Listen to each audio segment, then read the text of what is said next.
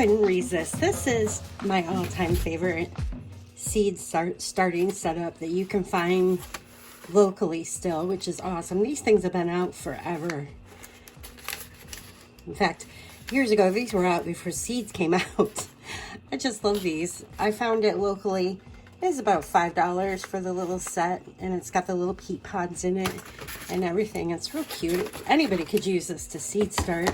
Any age, it's so easy. It's a little greenhouse.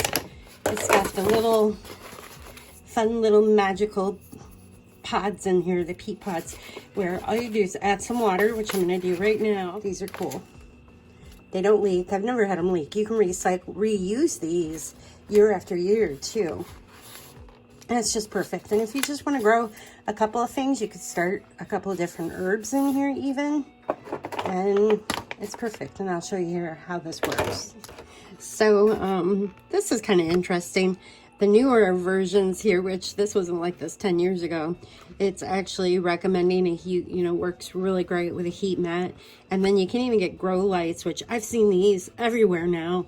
The grow lights, which is crazy, literally like 5 years ago, you didn't see so much like you do today. So cool times indeed.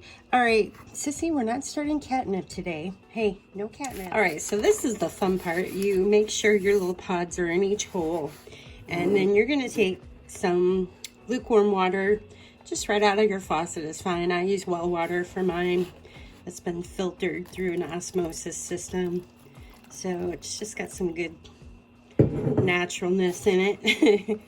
My husband knows all the details on that. So I'm going to dump roughly about a cup in there. And then you just let it sit for a while, which is kind of fun because it's a fun thing to do with kids. The kids would be like, "Wait, wow, did you see that? That's cool." Because these things are literally going to puff up as they absorb the water that you poured in there. And we're just going to let that sit. Come back in a few. Here we are after about an hour. I left them. They poof right up. Here they are. Little peat pods ready to go.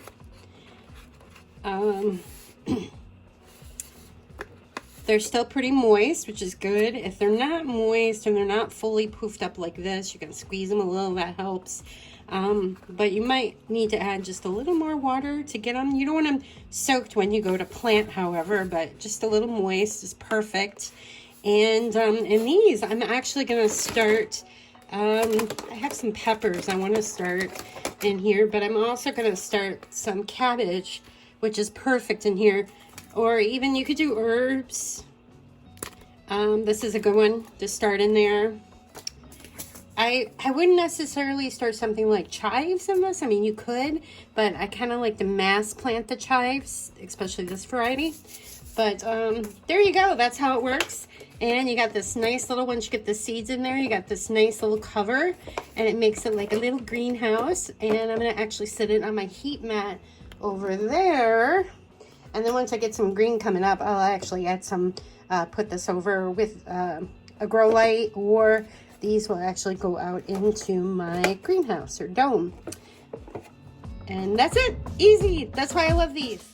Thanks for checking out my video today. You can find this and other creative seed starting tips on my website at brenhaas.com.